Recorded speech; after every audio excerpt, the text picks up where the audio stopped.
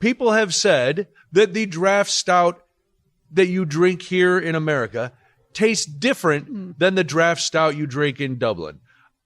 Having consumed a fair quantity on both sides of the pond, I don't know if it was, I didn't. It's the same. Yes, there was not a discernible difference, except that suddenly I'm in Ireland and I'm like, this is fresher. Yep. It tastes great. Is there anything to that? I think age is one. Like, it's obviously more fresh. Sure. Depending on where you get it, probably. I mean, it's when we get it here, it's how old? 2.5 months. Yeah, I mean, there's pubs in Dublin that have kegs that old. Yeah. Too, but yeah. There are a couple of reasons why, and we get this question every single I was day. going to say, because everybody Every says day. it, and everybody who goes day. over to Ireland comes back and says, it tasted so different over there. Well, look, you're on there's- vacation. That's your there's favorite. You're on every vacation beer is better than every beer after You're work. drinking at ever. 11 in the morning. That's why. And it's also, I think there's two reasons. Number one is the experience of it. There's no doubt about it. If the last pint that you had before you left the States was at an airport bar and, maybe they were having a busy night and it wasn't exactly the best representation of the beer. And when you arrive in Dublin, you've taken a red eye, you're on vacation, you go out to a pub that's 1,000 years old. The bartender that's pouring the pints has been working there since they opened, right? Someone strikes up a fiddle. There's a sheep that walks by, a breeze blows in, and they put that perfectly poured pint down in front of you.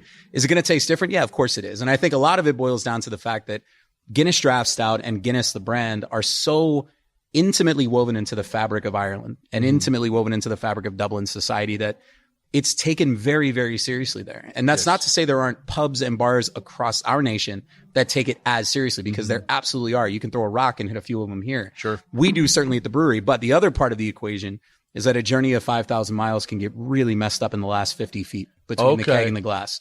The quality equation is one that I'm hyper passionate about. So in addition to all the other things I do for Guinness, I work in on-premise quality for us. And so I travel to bars and restaurants and make sure that they're doing things the way that we would like them to do it.